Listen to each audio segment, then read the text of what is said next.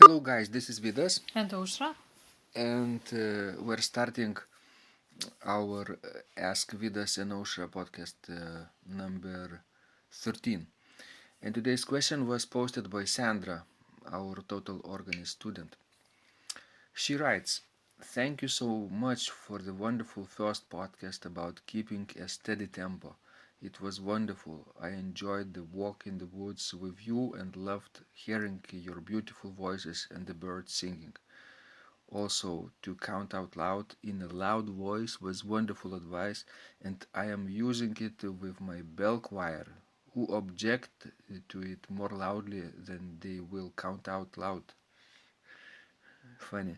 But I will tell them about your podcast. Again, many thanks." So, the question is this: the head pastor told me he thinks I perform rather than simply present the accompaniments to the hymns. Um, Perform or present? What's the difference, Osha? What do you think? What this pastor mean? Well, maybe, by a word perform, he means that, Sandra sort of, exhibits herself and maybe he wants to just, I don't know, just simply accompany and don't add anything. Mm-hmm. But, I would say don't be afraid of performing, If you would just have to present hymns, we could use actually the magnetophone, recorder, and to play it. Mm-hmm. Mm-hmm. So but because you are a live musician, we have to learn to appreciate you.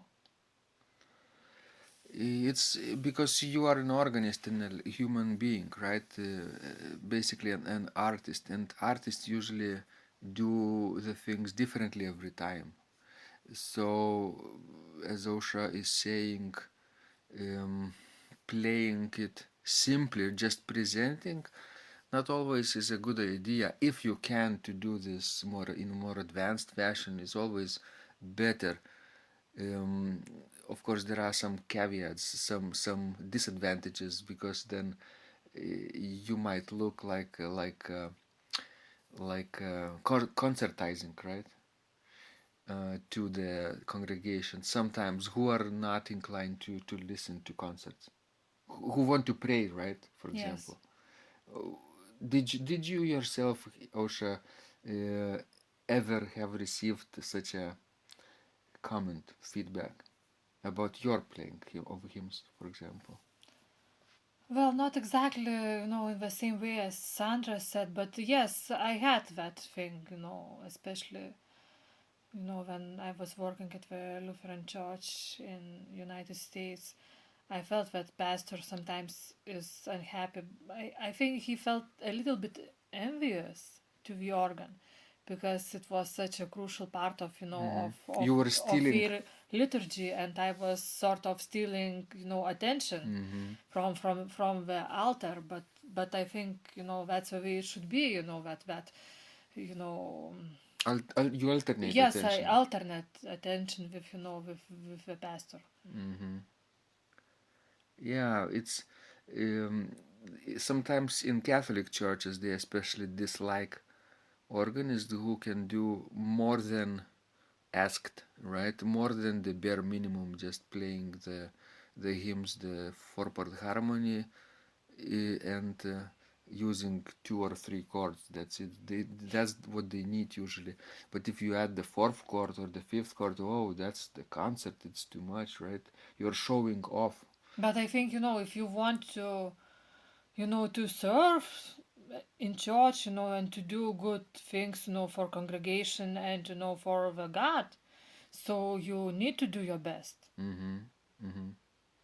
You you present the best of your abilities, right, to the congregation, to the um, transcendent, to everything. You give your best, as you say, right? Yes. That's important. What would the your basically skill be and artistic ability be if you only gave just mediocre work? And if everybody around you knew you could do maybe 5 times better, of course you would be unhappy with yourself, right? If Yes. you just went through the motions, right? Yes, I think you need to talk probably more with your clergy and to explain your point of view. To connect, Yes, basically, yes, communicate in a diplomatic, of course, fashion, sure. because they have their own point of view, right? Which Yes, we not always understand. It's this liturgical and theological point of view, which church musicians not always are even aware of. So if you could speak their language in theological terms, then you would obviously find some common ground.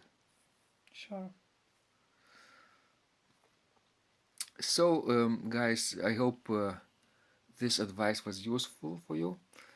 And send us more questions, of course, either by email or use hashtag AskVidasEnosha in the comments.